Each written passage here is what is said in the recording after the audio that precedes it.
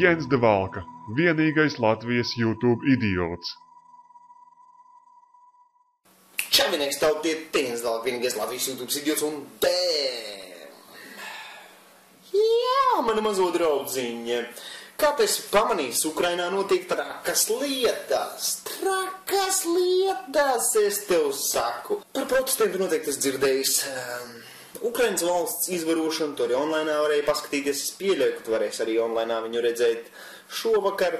Es te nedaudz no cita leņķa paskatīšos. Tad, lai vai kāda būtu situācija Ukrainā? Iesākumā. Vai tu tici, ka tas ir dabīgs process, vai tu tici, ka tas nav dabīgs process un ka tas ir provocēts? Bet pie tā mēs atgriezīsimies.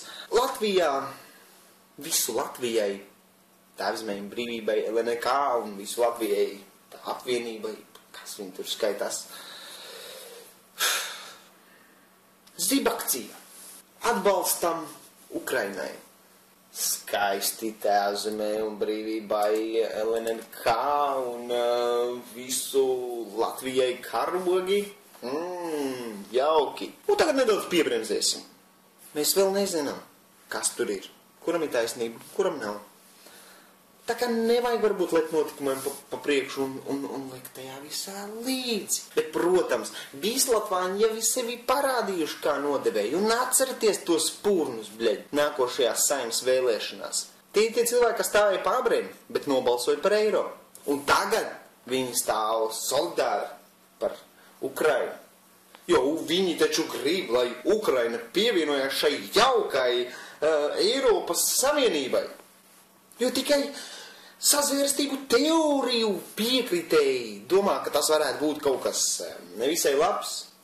Savienība, kurā kriminalizē žāvējumus, kamēr valstī legālās narkotikas ir atļautas. Tādas mums nav tās vērtības. Protams, Eiropas Savienība, tā lieliskā savienība, kur var tagad atvērt tirgu. Tas nekas, ka viss tā elektrība, ko tagad pirks no citiem, nāks par tiem pašiem vadiem. Respektīvi, tām firmām būs jāmaksā zetiem, vai kā viņi tev tavā galā sauc, bet Latvenergo pa vadu izmantošanu. Tad, kā tu gribi, tas būs dārgāk. Bet ne par to mēs runājam. Tas ir tikai par to jauko savienību, kas dod mums tās lieliskās iespējas. Jo taču viņa ļāvus ir izbraukt tik daudziem. bet, labi, es negribu ievilkt šo video. Es jau esmu novārījos, es neesmu neko pateicis, bet, visu pēc kārtas. Tātad, Ukrainā notiek protesti. Es vēl saprotu, sākumā Berkuts bija tāds diezgan savās darbībās, bet tad Berkutam teica, nekādas fiziskas jārirā. Bet protestētāji var izmantot molotov kokteļus, protestētāji var sadurt policistus. Protestētāji var iešaut policistam galvā. Papētēt. Un tas ir normāli. Tas ir normāls process. Tas ir dabīgs process. Tā cilvēki, kuri grib tikt Eiropas Savienībā, rīkojās. Un tajā pašā laikā Eiropas Savienība saka, jā, mēs nosodam to, kas tur notiek. Un tas ir slikti, protams. Bet reku vēl joprojām stāv uz galda papīri. Jūs varat viņus droši parakstīt. Te man ir problēma ar to. Un tas ir tas, kāpēc es domāju, ka tas viss ir razbuts. Tas viss ir fake. Tur ir pāris cilvēki, kas saņēmuši piķi. Protams, tur ir problēmas. Bet kas uz tām problēmām spēlē? Sabiedrībā ir sāpe. Sabiedrībā ir kaut kāda problēma, uz kuras rēķina var iztunčīt to cauri. Tas ir tas, kā es to redzu. Bet es, protams, esmu sazvērstību teoriju piekritējis. Un nevarētu tā būt, ka pāris baņķieri, kuriem ir piķis dahuīši un vairāk varētu vienoties kaut kādā sliktā nolūkā. Nē. Pat Davosu ekonomikas fórumu es vēl parunāšu kādā no saviem nākošajiem video, bet tas pat reiz nevarētu tā būt. Es esmu tas trakais. Jūs esat tie gudri. Jums neinteresē, protams, nekas no tā.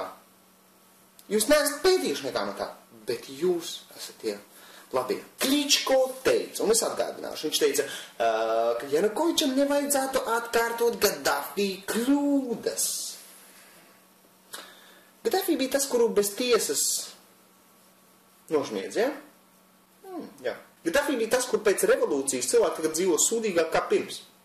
Viņi taču gribēja būt brīvi. Jā, man liekas, ka tā. Kličko, tas, kurš Vācijā bija.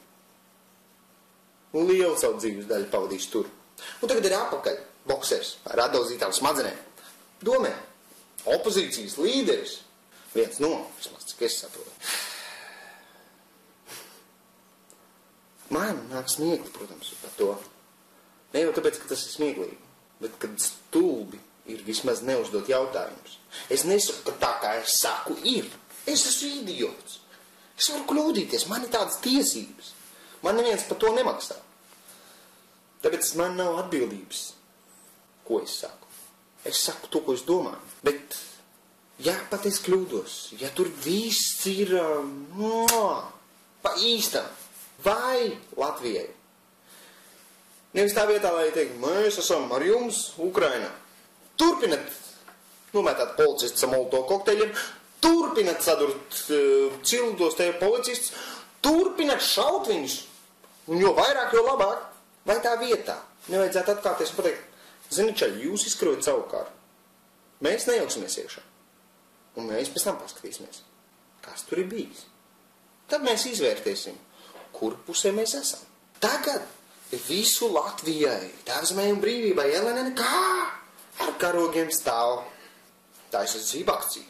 Tie paši, kuri visi kā viens, ne visi kā viens, Dombrā bija vienīgais, kurš pateica nē eiro, kuri visi kā viens, izņemot Dombro,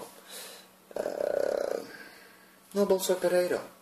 Un tagad viņi saka, jā, mēs atbalstīsim, stājieties iekšā tajā Eiropas Savienībā, kuras valūtu jau mēs esam pieņēmuši, kurā mēs esam iekšā, no kuras Lielbritānija grib stāties ārā, kas žāvējums ir aizliegus. Mūsu senčēda žāvējums nekāda problēma nebija. Tagad tik sākās. Tas nekas, ka ģenētiski modificēto pārtiku jūs negribat marķēt. Jo viņa ir kaitīga, bet jūs to negribat likt patērētājiem zināt. Bet žāvējumi tas ir īstais ļaunums. Es varu iedomāties, kā bija Otrā pasaules karā. Kad Vācijā tas viss notika. Kad arī cilvēki bija sistēmas ķīlnieki. Ka viņi arī redzēja, to visu vēroja, bet līdz pēdējiem brīdim nespēja noticēt. Un tad, ja viņam pajautā, klausies, kāpēc jūs neteicāt neko pret to? Es tikai darīju savu darbu. Cilvēki. Es nezinu. Es varbūt kļūdos, varbūt tur tiešām tas viss ir iznācis dabīgi. Kam es neticu.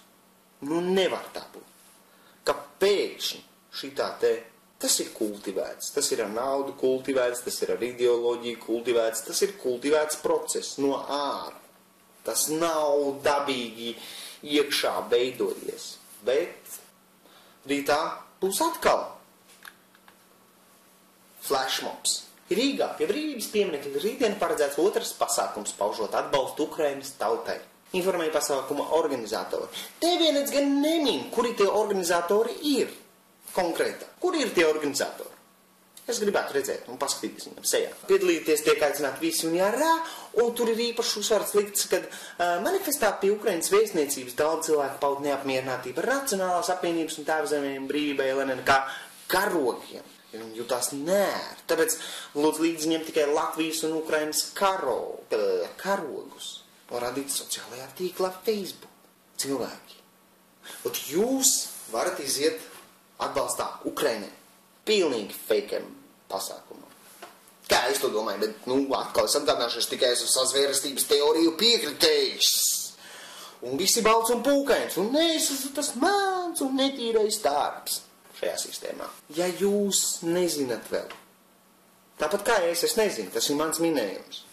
Tikai pēc visas iepriekš redzētās pieredzes, kas ir noticis Sīrijā, Lībijā, viss šitas bullshits. Saka, man ir ķīmiskie ieroči. Izrādās, man nebija ķīmiskie ieroči. Tas jums neliek uzdot jautājumus, ka var būt. Tikai var būt.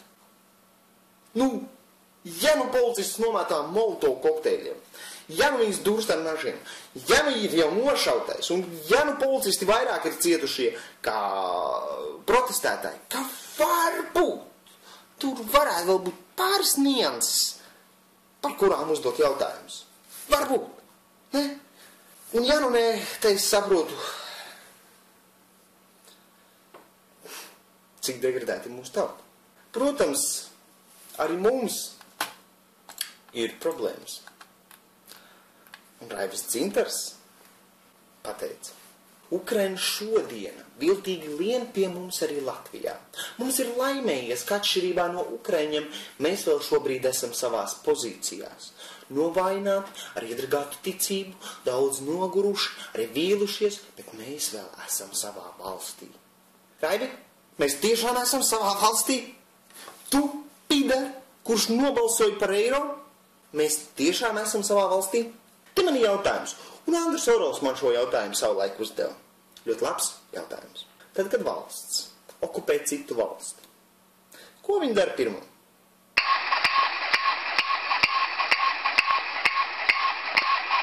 Ievieš savu karaspēku. Mums jau no 14. gada vai 15. Drējās apkārt bezpilotņiki. NATO karaspēkam mēs jau sen esam pārdevuši savas diras, bet no labi. Tālāk ievieš savu likumdošanu. Te es zinu, vai mēs neesam pārdevušies Briselē. Un pārsvarā jau Brisele nosaka, ko mēs varam un ko nē. Nu, tas ir uz kūpinājumiem atsaucoties. Un tas nav vienīgais tāds nonsens. Bet, nu, un tad, kad ir militārais un politiskais, tad ievieš arī savu valūtu. Tas tā pa okupāciju. Bet, protams, daudzi jauc. Viņi neredz okupāciju, ja nav ieroči. Jo viņi uzskata, ka ja okupācija, tad obligāti jābūt ieročiem. Jūs saprotat, ka tautu var manipulēt kā ar bailēm, un tas ir ieročiem, tā ar apvārdošanu, tas ir politiski, tā ar verdzību, tas ir ekonomiski. Vai jūs visus šos trīs veidus neatpazīstat kā okupāciju? Vai jūs neredzat, ka tagad Ukrainu grib vienkārši okupēt, lai atņemtu Krieviem sabiedroto? Krievija ir zaudējusi praktiski ļoti lielu daļu savus sabiedrotos. Un es domāju, ka Krievija sapratīs to, ka vienīgais veids, kā viņi var kaut ko vēl mainīt attiecībā pret Ameriku un Eiropas Savienību, jo Amerika un Eiropas Savienība ir arī ļoti tuvi draugi. Viņi nekad neies karā viens pret otru, pareizi, anglosaksi, žīdi, visi ir nocirtām pipelītēm. Krievija zaudēja sabiedrotos, un es domāju, ka Krievija agrāk vai vēlāk sapratīs, ka viņiem ir jādraudzējās vismaz ar tām pāris valstīm, kuras vēl ir palikušas. Un tāpēc tas būtu ļoti izdevīgs posms, lai mēs pateiktu, ok, mēs negribam būt jūsu pakaļlaižas, bet jums ir resursi. Mēs varētu kaut kā vienoties. Mēs izsūtīsim ārā nahuj NATO karaspēku, jūs mums nedaudz lētu gāzi. Pie tā arī apstājamies. Nevarētu būt kaut kas līdzīgs. Jeb tas jūsu rusofoba gēns ir tik traki jūsu smadzenes apēdis, ka jūs neredzat to potenciālu. Kas tam varētu būt? Bet, protams, visiem uzreiz Sibīrijas vāgoni un tā tālāk. Un to galvenais saka jaunieši, ka, kuriem ar to vismazākā sakarība bijis. Kas parāda, ka viņi ir tik daudz izskaloti, ka viņi nejēdz, ko viņi runā. Bet es, protams, esmu tas sazvērestību teoriju piekritējis. Lūdzu, neklausieties mani! Klausieties izcilības centrā 3,2 eiro, 3,2 limonu eiro gadā. Tieši to pašu, ko es daru. Tikai, protams, pretējā virzienā. Es cenšos jums likt padomāt, ne jau, ka man piekrist, bet vispār uzdot jautājumus pareizās vietās un pareizus jautājumus. Pameklēt paši. Bet tagad tur būs lieliska instance, izcilības centrs, uz pašu iniciatīvas atgādināšu. Protams, vēlēšanās bija maz cilvēku, kuri jau šitam bullšitam tic, tāpēc Jenotīvai un Reformu partijai vajadzēja apvienoties un tāpēc uz pašu iniciatīvu uzbliezām šitāda te instanci, ne? Bravissimo! Cik ilgi jūs ir jādrāž, lai jūs saprastu, ka jūs drāž? Cik? Cik ilgi vēl? Bet, viss sliktais notiek uz labu. Pēters Šifs. Peter Schiff. Man ir viena viņa tātad konference iemesta draugu dienas grāmatā. Paskatieties, kas ir Pīters Schiff. Un viņš paredz būtībā no šī gada vidus lejupslīdi, ekonomikas lejupslīdi. Lai jūs saprastu, kāpēc būtu jāņem vērā, ko Pīters Schiffs saka, ka viņš nav tikai kaut kāds vidusmēra idiots kā es, kurš tic konspirāciju teorijām, ka tas ir cilvēks, kurš zina, ko runā, iespējams.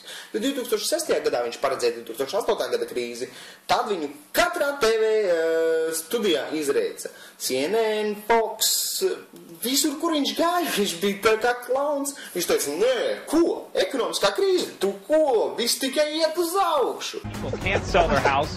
The inventories are exploding all over the country. Houses are on the market for 6 months a year. There's no bidders. The prices are going to fall through the floor. These stimulus checks aren't going to change it. Who's laughing? Okay, well, you know... I am. At you. But you're just way off base. There is nothing out there that tells us we're going to have a nice slowdown, but it's not going to be a All right, let me crash. ask you this. You have been mocked on all of these financial shows going back to 2005. Oh, my gosh. You sort of saw this coming. Mas jau bija pārsteigums. Un vissaldāk smējās tas, kurš smējās pēdējais. Tā kā, jā, paliekat forši. Domājiet ar savu galvu, nevis ar televizoru caur savu galvu. Paliekat forši. Te bija Jens Davalka, vienīgais Latvijas YouTube idiots. Čau!